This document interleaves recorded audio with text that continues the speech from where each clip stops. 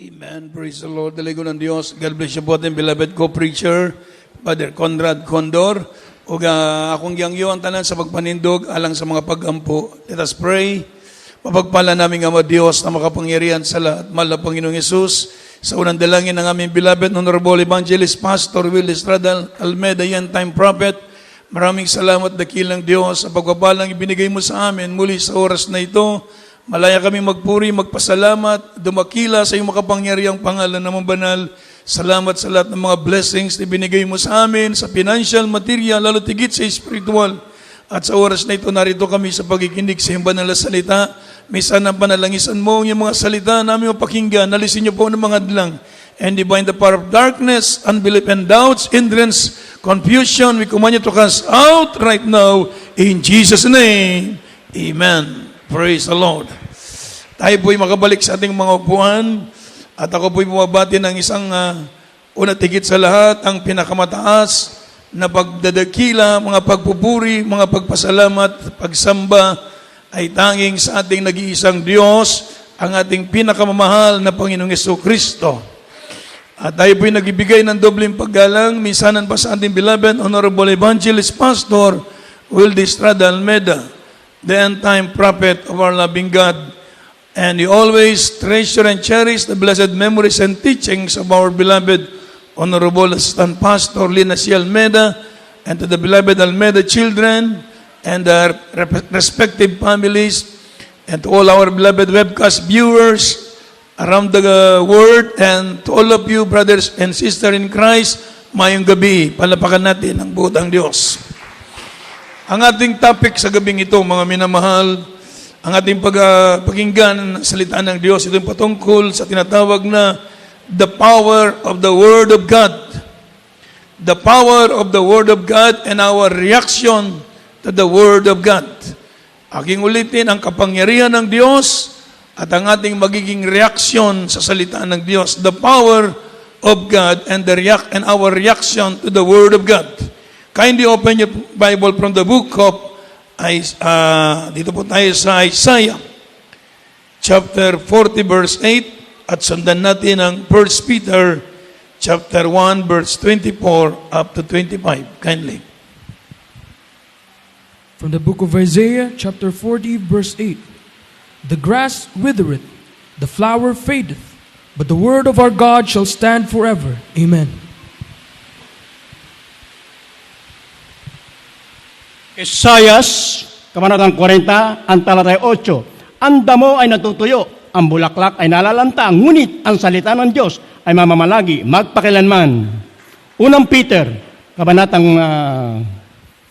1, ang talata ay 24 hanggang 25. Sapagat ang lahat ng laman ay gaya ng damo, at ang lahat ng kanyang karangalan ay gaya ng bulaklak ng damo. Ang damo'y natutuyo at ang bulaklak ay nalalanta. Dapat ang salita ng Panginoon ay namamalagi magpakailanman. At itong salita na mabuting balita na pinangaral sa inyo. Amen. O palapakan natin ang salita ng Diyos, mga minamahal.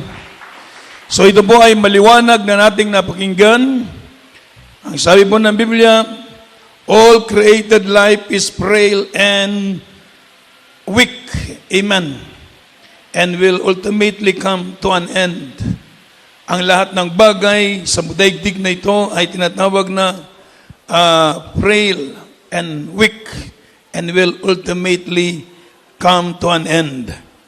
But God's words endures forever. God's promise will be fulfilled. His redemptive truth cannot be annulled or changed. Everybody say amen. Ang salita ng Diyos sa ating nabasa, ang langit at ang lupa ay lilipas. Ang karunungan, ang filosofiya, ang science, mga minamahal, tinatawag ng mga human achievements, itong lahat ay mapapanaw. Ever say amen? Subalit, ang sabi po ng Biblia, ang salita ng Diyos ay mananatili. The word of God shall stand forever. Heaven and earth shall pass away, but the word of God shall stand forever, and it shall be fulfilled. Palapakan natin ang salita ng Diyos. Ang lahat na nakasulat sa salita ng Diyos, ito'y mangyayari. Amen. Kaya mapalad tayo. Sabi ng Biblia, ito ang kapangyarihan ng Diyos. Ang kapangyarihan ng Diyos, sabi po ng ating nabasa mga minamahal, ang salita ng Diyos, the Word of God as power to impart new life. Amen. Ang salita ng Diyos ay may kapangyarihan na magbibigay sa atin ng bagong buhay. Amen. So tayo po mga minamahal ay naging born again o bagong nilalang sa spiritual, pinanganak tayo sa salita ng Diyos sapagkat ang salita ng Diyos ay may kapangyarihan na baguhin ang buhay ng tao. Amen.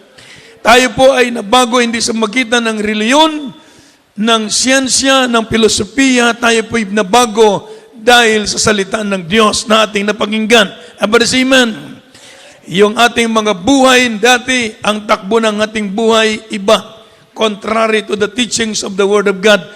Tayo po ang may-ari ng ating buhay nung araw. Tayo ang hari. Yung ating gusto ang masunod nung araw. Subalit ngayon, iba.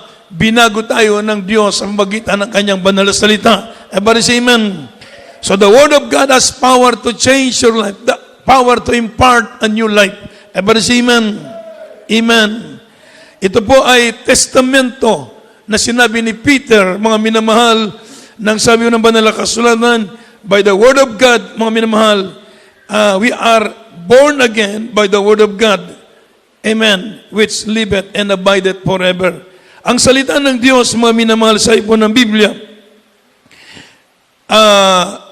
the Word of God also release grace, power, and revelation by which believers grow in their faith and in the commitment to Jesus Christ. From the book, kindly open your Bible from the book of Isaiah, chapter 55, verse 10 to 11.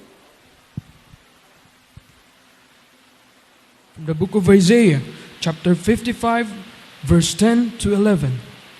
For as the rain cometh down and the snow from heaven, and returneth not thither, but watereth the earth, and maketh it bring forth and bud, that it may give seed to the sower, and bread to the eater. So shall my word be that goeth forth out of my mouth. It shall not return unto me void, but it shall accomplish that which I please, and it shall prosper in the thing whereto I sent it. Amen. Isayas, Kabanatang 55, ang talatay 10 hanggang 11. Sapagkat kung paano ang ulan ay lumalagpak at ang niebe ay mula sa langit at hindi mo mabalik doon, kundi dinidilig ang lupa at pinasisibulan at pinatutubuan ng halaman at nagbibigay ng binhi sa maghasik sa pagkain at mangangain. Magiging gayon ng aking salita na lumalabas sa bibig ko, hindi babalik sa akin na walang bunga, kundi gaganap na kinalugdan ko at giginawa sa bagay na aking pinagsugaan. Amen. Amen. Palapakan natin ang salita ng Diyos, mga minamahal. So ang salita ng Diyos, mga minamahal, inalintulad sa banal na kasulatan kagaya ng tubig sa langit, ulan. Ito'y lalagpak, mga minamahal, sa lupa kagaya ng niebe, ng yelo. Ito po ay magbibigay sa physical na tinatawag na grow. Amen. Yung mga tanim ay tutubo, mga minamahal. At ang sabi ng Biblia, ganun din sa spiritual. Ang salita ng Diyos, ito ay magpapatubo sa ating spiritual na buhay. Palapakan natin ang salita ng Diyos. Sabi po ng ating nabasa, so shall my word be that goeth forth out of my mouth. It shall not return unto me void, but it shall accomplish that which I please, and it shall be prosper. Sa tayo po, mga minamahal, ay lalago sa spiritual sa magitan ng salita ng Diyos nating napapakinggan. Kung paano ang ulan sa langit pag bumagsak sa lupa, yung mga tanim ay tumutubo. Amen. Amen. So nagkakaroon ng physical grow, mga minamahal. Lahat ng tanim, pananim, mga minamahal, tumutubo. So ang salita ng Diyos ay ganon. Ang spiritual na bagay, tayo po'y lalago sa spiritual kapag tayo makapakinig ng salita ng Diyos. Amen. Lalago ang ating spiritual. Ito ang kapangyarihan ng Diyos. Sabi po ng ating nabasa, the Word of God, as mga minamahal, is the Word that has given us by which we may fight, we must fight Satan. ang salita ng Diyos ay binigay ng Diyos upang ating labanan si Satanas. Ang ating mahal na Panginoong Jesucristo nang siya'y nagkatawang tao at siya'y tinutokso ng dyablo, mga minamahal. At ang sabi ng mahal na Panginoon, it is written. So ang sabi ng mahal na Panginoon, ito'y nasusulat. Ang ipinaglaban, ang sinabi ng Diyos ay ang kanyang salita. Amen.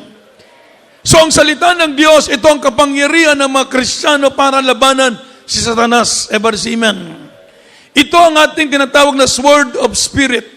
Ito ang ating sandata sa pagkikipagbaka sa espiritual. Lahat ng lalang ng dyablo, maraming gawa ang kaaway.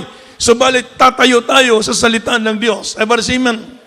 Maraming patibong ang kaaway, maraming tinatawag na litagba, mga tinatawag na mga wiles of the devil, mga tinatawag na mga schemes of Satan. Maraming lalang ang dyablo, subalit tayo po na mga anak ng Diyos, tatayo tayo sa salita ng Diyos. Kapag ang salita ng Diyos, ito ang ating gagamitin.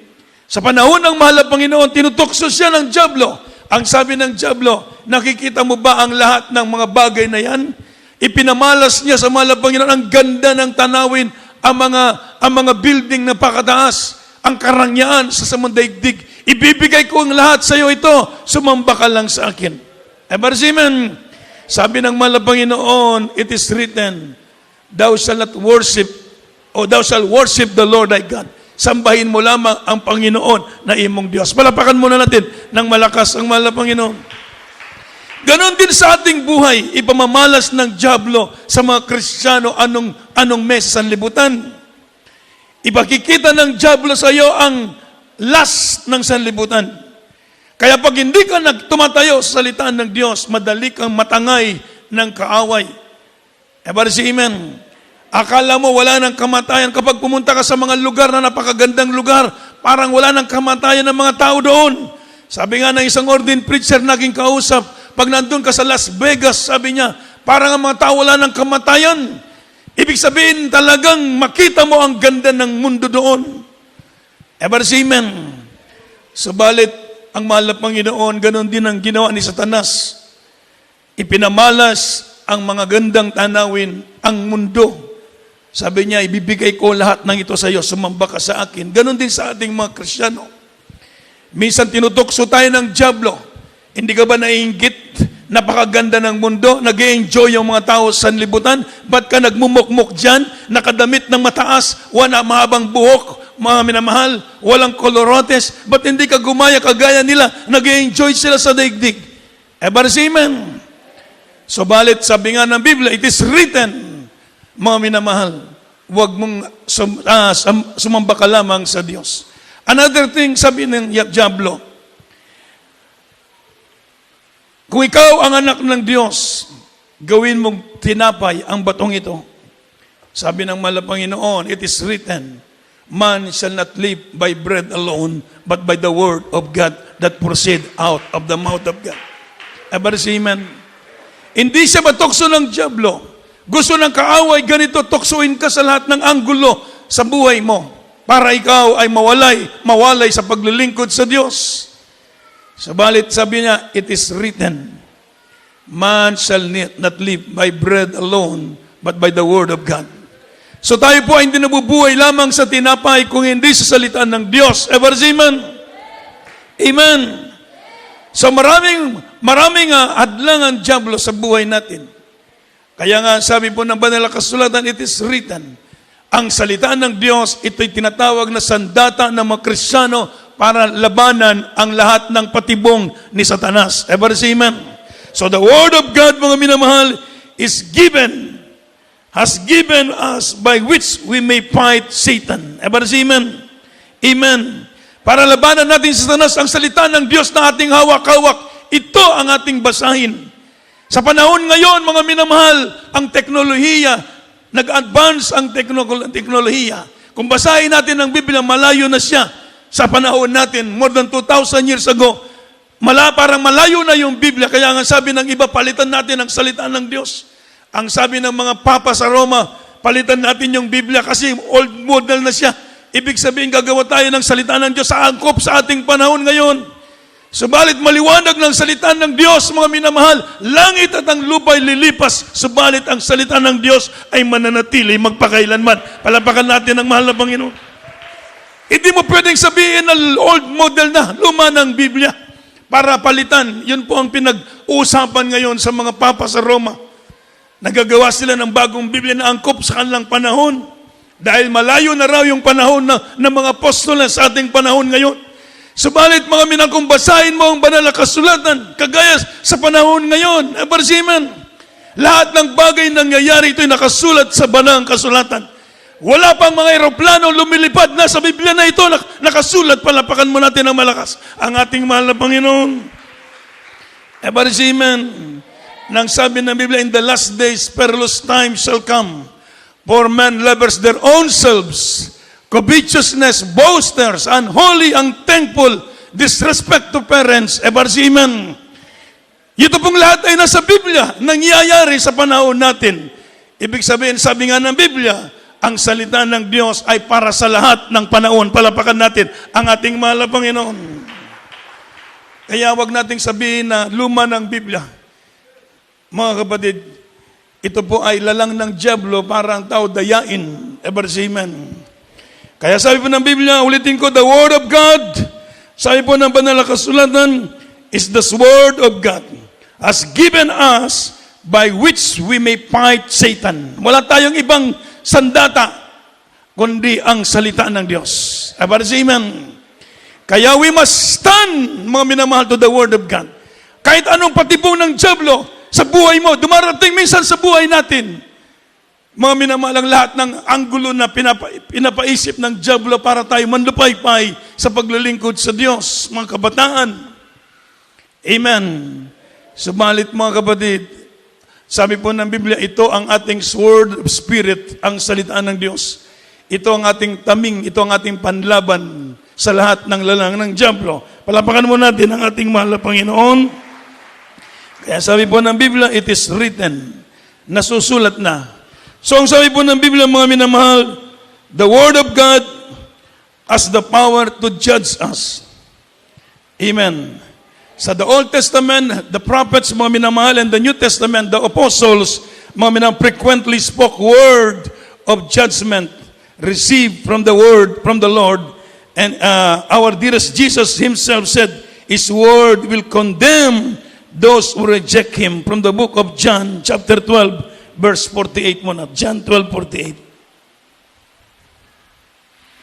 From the book of John, chapter 12, verse 48.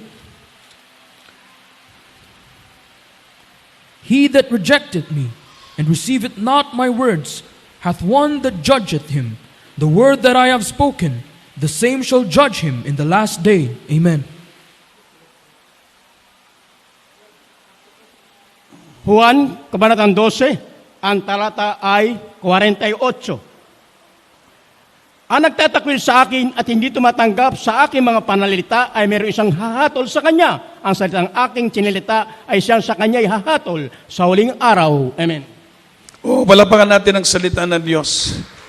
Ang salita ng Diyos, ito po tinatawag na has power, mga minamahal, o to judge us. Ang salita ng Diyos, ito ang uhukom sa atin. He that rejected me and received not my word, sabi ng Panginoon, at one that judgeth him. Mga minamahal, the word that I have spoken to you. Ang salita ng Diyos natin nakapakinggan, ito ang magbibigay hatol sa atin pagdating ng araw. Kaya sabi po ng Biblia, lahat ng tao, mga minamahal, hatulan sa salita ng Diyos ayon sa nasulat sa banal na kasulatan. Kaya sabi po na maliwanag, ang lahat ng bagay dadalhin sa paghukom, at ang lahat ng gawa ng tao ay mahayag sa harap ng Diyos, at hatulan ng tao ayon sa kanyang mga gawa, mabuti man o masama. Ang salita ng Diyos, ito ang magiging judge. Amen. Praise the Lord. Ito ang magiging judge, mga minamahal, sa tao, mga minamahal. Sapagkat kung napakinggan natin ang salita ng Diyos at hindi natin pinabayaan o hindi natin pinahalagaan, ang i-reject natin ang salita ng Diyos, sabi po ng Biblia, one that judgeth him, the word that I've spoken to you. So the same shall judge him in the last days. Ang Sodom and Gomorrah, inatulan ng Diyos, completely destroyed by the Lord, mga minamahal, sabi po ng Biblia. Inatulan ng Diyos para maging example, ever amen. Dahil hindi sila nakinig, dahil meron silang tinatawag na great sin, dahil sa kanilang malaking kasalanan. Ang Nineveh, mga tao sa Nineveh hindi nakakilala sa Diyos. Dumating ang salita ng Diyos sa magitan ni Prophet Jonas. Nang sabihin ni Prophet Jonas, 40 days, wawasakin ng Diyos ang lugar na ito kung hindi kayo magsisi. Ang lahat ng tao doon sa Sodom sa Nineveh, mula sa hari, nagbigay ng decree ang hari. Lahat ng tao, bata, matanda, babae, lalaki, maging ang kanilang mga hayop, maging ang hari, hinubad yung kanyang damit pagkahari, kumuha ng sako, nagdamit ng sako, umupo sa abo. Lahat ng tao, sabi niya, maging hayop, huwag patikman ng tubig at ng pagkain sa loob ng 3 araw, umiyak tayo sa Diyos, sabi niya. Ever amen? Nang makita ng Diyos ang kanilang pagsisisi, nagbago ang isip ng Diyos. At ang sabi ng mahal na Panginoon, hindi niya gugunawin ang Nineveh dahil sila'y nang tumalima sa salita ng Diyos. So ang salita ng Diyos dumating na napakinggan natin sa magitan ng propeta ng Diyos sa ating beloved honorable pastor Wildy Estrada Almeida. Tinanggap natin ang salita ng Diyos. Pinagpala tayong lahat ng ating mahal na Panginoon. Dahil tayong sumasamba sa mga larawan, mga Diyos-Diyosan, mga ribulto, ang buhay natin nasa lusak ng kasalanan, alipin tayo ng mga bisyo. Ever amen? Wala tayong Espiritu Santo, wala tayong pakialam sa spiritual na bagay, wala tayong alam sa kalooban ng Diyos. Alipin tayo ng kaaway, subalit na makirinig natin ng pangangaral ng propeta ng Diyos. Ang salita ng Diyos nasa banal na kasulatan, ipinangaral ng ating beloved Honorable Pastor Wildy Estrada Almeida. Pinagpala ang bawat buhay ng bawat isa atin. Tayo nakalag sa sumpa sa kasalanan, nakatanggap tayo ng Espiritu ng Diyos. Ang ating pangalan nakasulat sa aklat ng buhay at tayo tagapagmana ng buhay na walang hanggan. Palapakan natin ng malakas ang ating mahal na Panginoon. Napakapalad natin. Amen. Ang salita ng Diyos ay may kapangyarihan, sabi ng Biblia, to change, to impart new life. Amen. Kaya mga kapatid, malaga ng pangangaral ng mga totoong propeta ng Diyos. Tayo rito, wag tayong magmalaki, mga preachers, huwag magmalaki. Ever amen. Minsan meron dito nagmamalaki, ilang versiko pa lang ang nalaman, magmamalaki na sila. Ayaw na makinig sa turo. Nawawala sila sa totoong katotohanan sa paglilingkod sa Diyos. Nagtatayo ng sariling gawain, akala mo, mga napakasimple. Hindi basta-basta. Si Prophet Moses, tinawag ng Diyos mangaral ng Ebanghelyo. Mga minamahal, iniwan ang kaharian, ever amen. Iniwan niya ang palasyo, ang Ehipto, nakisama sa mga anak ng Diyos, mga minamahal. Nag-ayuno ng 40 araw ng ilang beses walang tubig dahil sa kanyang pag-ibig, sa kanyang burden, sa kaligtasan ng kanyang mga kapatid. Yun ang totoong mga propeta ng Diyos, mga pastor na tinawag ng mahal na Panginoon, totoong magdadala ng salita ng Diyos, kasama ang kanilang burden, ang kanilang sakripisyo, pag-aayuno, may timing na pag-ibig sa mahal na Panginoon. Hindi compromise ang salita ng Diyos. Ever amen. Hindi kompromiso ni malam natin, beloved honorable pastor, ang salita ng Diyos. Kaya dito sa atin, wag nating compromise ang salita ng Diyos, ang katotohanan. The truth shall prevail, sabi nga ng Biblia. Amen. You shall know the truth, and the truth shall make you free. Palabakan natin ang ating mabait na Diyos. Makikilala mo ang katotohanan ng salita ng Diyos at ang katotohanan ng magpapalaya sa iyo. Hindi tayo napalaya sa reliyon, sa filosofiya ng tao, mga minapalaya tayo sa salita ng Diyos, sa kapangyarihan ng ating mahal na Panginoon. But amen. Kaya maging reaction natin sa salita ng Diyos. Sabi ng Biblia, mga minamahal, hear God's word. We must eagerly God's word. From the book of Isaiah, chapter 1, verse 10. Kindly open your Bible. From the book of Isaiah, chapter 1, verse 10. Hear the word of the Lord, ye rulers of Sodom. Give ear unto the law of our God, ye people of Gomorrah. Amen.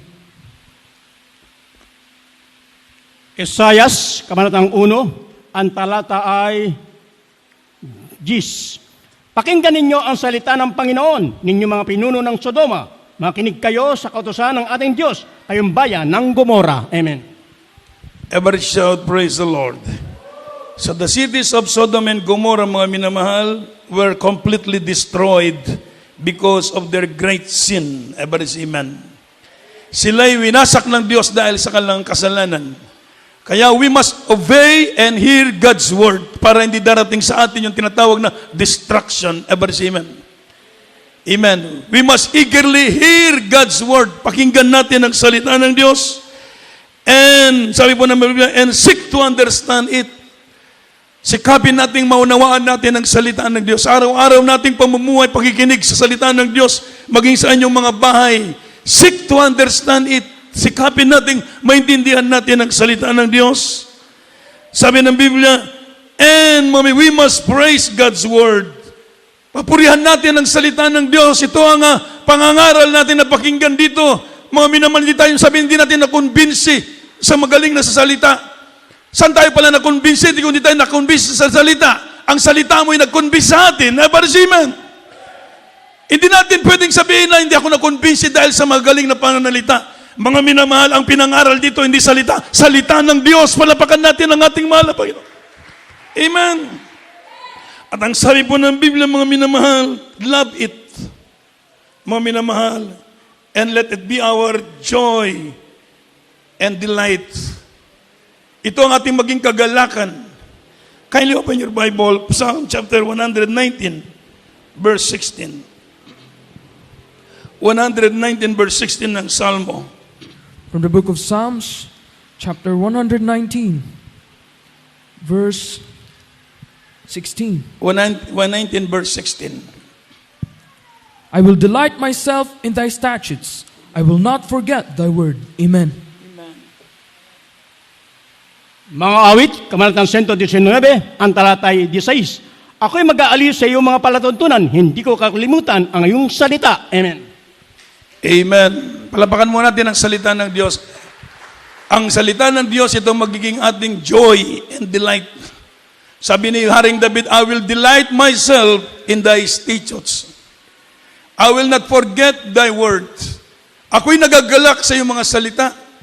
At ito, hindi ko kakalimutan ang iyong salita. Amen. Napakasarap magbasa ng Biblia. Amen. Kapag tayo nandito sa bahay, sambahan, pagdating natin dito, mga minamahal, habang tayo nakaupo at nag-aantay sa umpisa ng gawain, magbasa tayo ng Word of God. Napakasarap basahin ang salita ng Diyos. Nung ako'y baguhan sa mahal na Panginoon, mga minamahal, parang sine. Pag binabasa mo ang salita ng Diyos, parang sine, maabot ako ng 6 na oras. Binasa ko balik-balik from Genesis to Revelation, mga minamahal, tag 6 hours, 5 hours sa madaling araw. Napakasarap. Mamaya, meron akong maamoy, napakabango. Talagang napakabango yung tinatawag na Jesus is the Rose of Sharon. Palapakan natin ang ating mahal na Panginoon. Ang mahal na Panginoon tuwang-tuwa kapag tayo nagbabasa ng kanyang salita. Amen. Kaya sabi po ng Biblia, let it be our joy and delight. Ito ang ating magiging kagalakan at ating pagnanasay ng salita ng Diyos. And we must accept what the Word of God says. Tanggapin natin kung anong nasusulat. Kapag tinanggap mo, ikaw ang makikinabang. Amen. Kaya dito merong rebuke, may pagtuturo, may pagtutuwid sa salita ng Diyos. Kung ating tatanggapin ito, bubuti ang ating spiritual. Amen. And sabi po ng Biblia, hide it. Hide it deep within your hearts from the book of Psalm chapter 119 verse 11.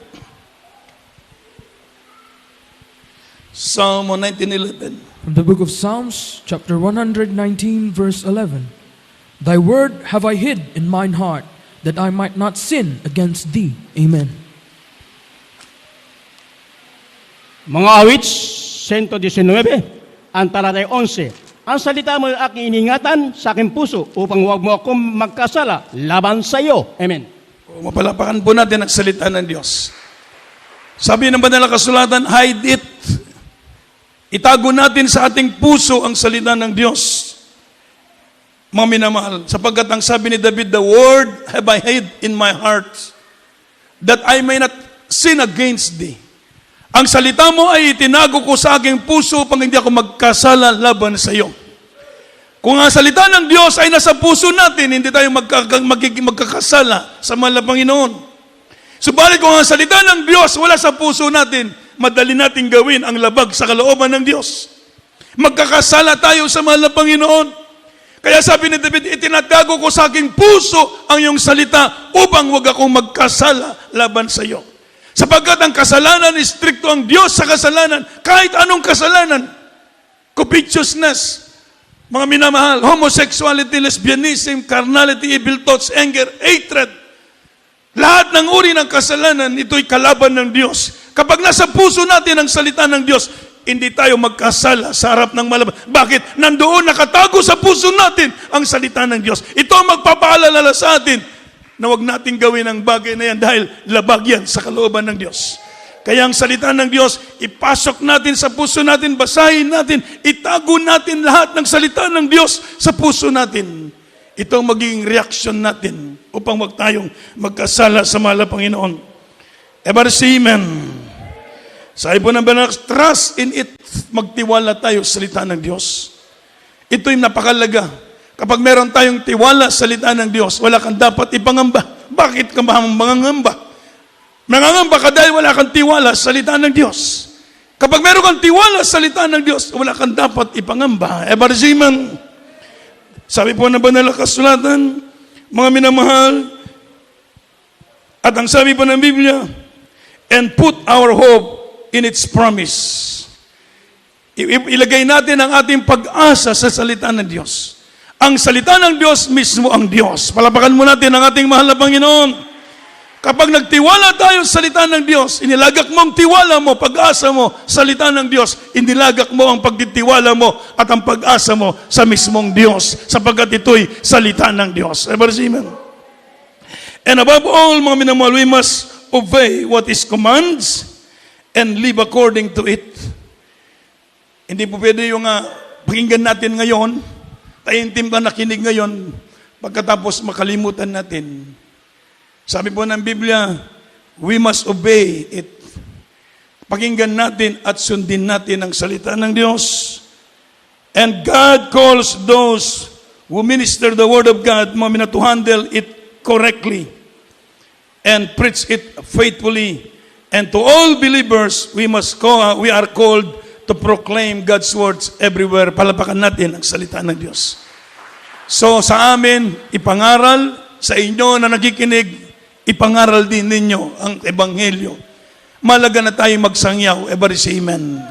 Amen. Paano sila makakilala kung hindi natin sila siyaran? Everybody say amen. Katabi natin sa sakyan, katabi natin dyan, meron kang leaflets, isingit mo. Isingit mo yung leaflets. Meron kaming gawain taga Jesus Miracle Crusade ako. Pwede natin i-share sa ating mga mahal sa buhay, sa ating mga kapitbahay, ang Word of God. Dahil ito sabi ng Biblia, we must proclaim God's words wherever they go.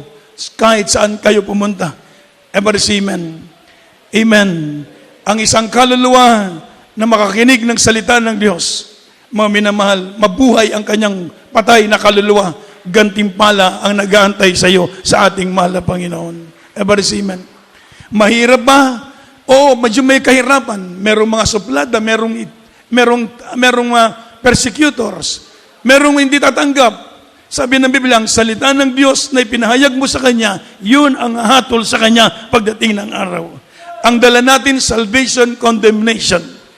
Huwag nating itago ang salita ng Diyos. Kayo mga kapatid, mga minamahal, i-share natin ang Word of God. Sapagkat ito ang kalooban ng Diyos. Sabi ng Biblia, everybody say amen. And to all believers, mga minamahal, sabi po ng Biblia, are called to proclaim God's words wherever they go. Yun ang utos ng mahal na Panginoon. This is the commandments of God for you, for us.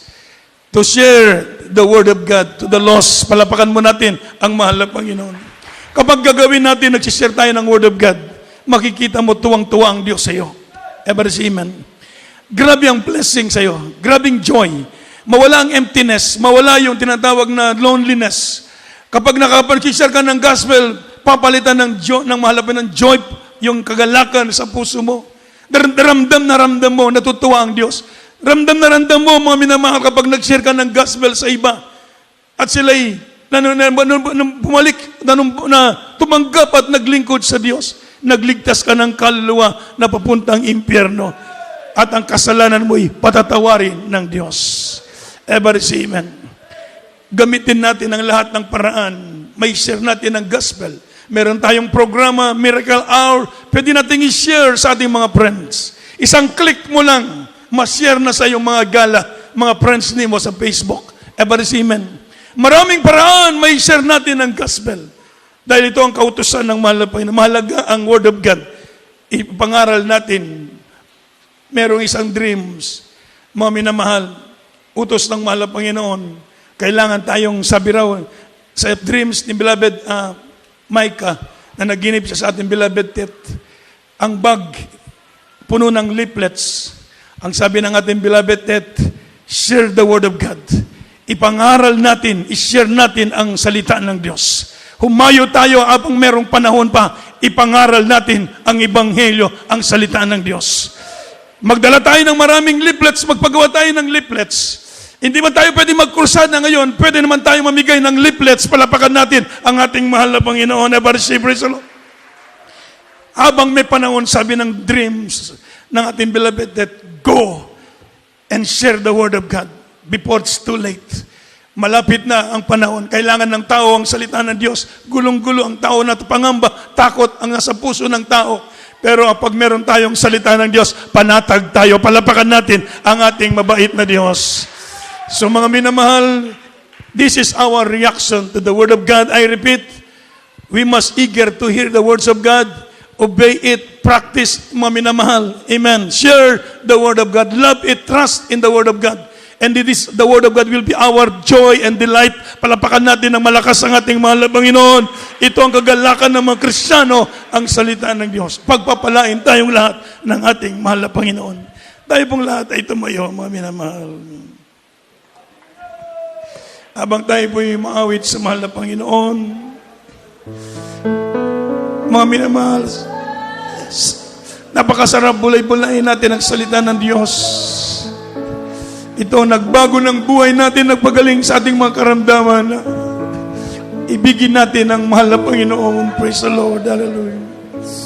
Saan mo mandalhin ang buhay ko, di ako makahindi sa'yo. Yes, Lord. Ano man gawin sa buhay ko, ako'y susunod sa'yo.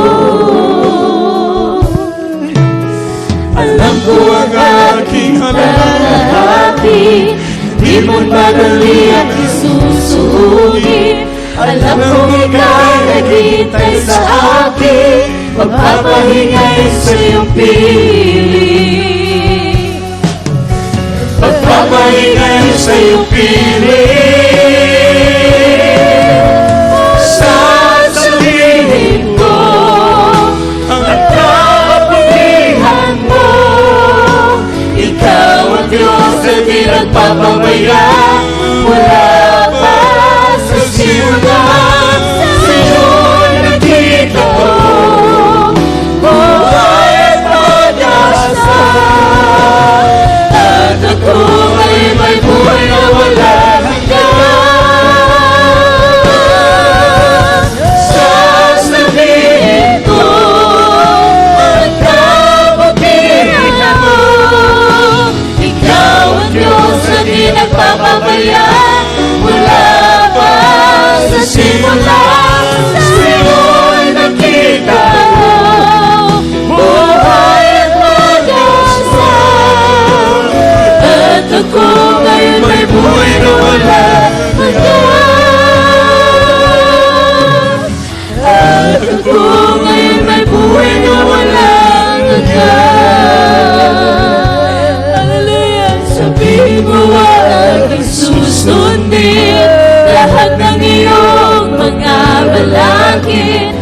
Akin itong pagyayamanin, pagkat mahal ka sa akin.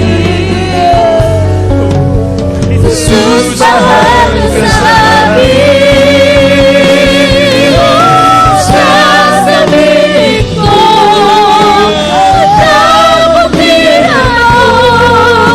Ikaw ang Diyos na di nagpapabaya. Mula pa sa simula, sa'yo'y nakita mo. Buhay at malasa. At ako ay may buhay na wala hanggan.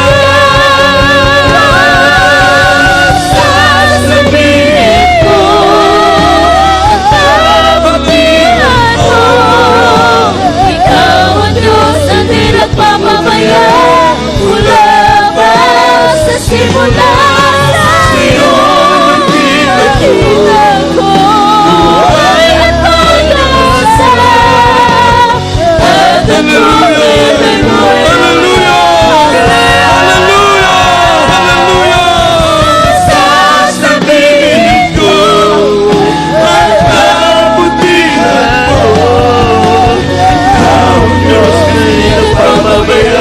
Mula pa sa simula, sa'yo'y nakita ko. Buhay at malasa. At ako ay may buhay na wala hanggan. Sasabihin ko, ang kabutihan mo. Ikaw ang Diyos na di nagpapabaya. Mula pa sa simula, sa'yo'y nakita ko. Buhay at malasa. At ako ay may buhay na wala hanggan. Sasabihin ko,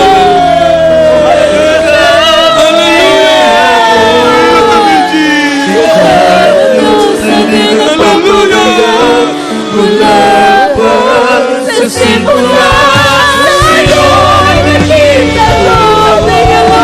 Buhay at malasa. At ako ay may buhay na wala hanggan.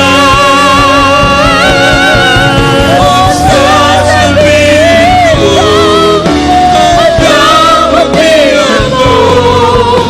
Ikaw ang Diyos na di nagpapabaya. Mula pa sa simula, sa'yo'y nakita ko. Buhay at malasa.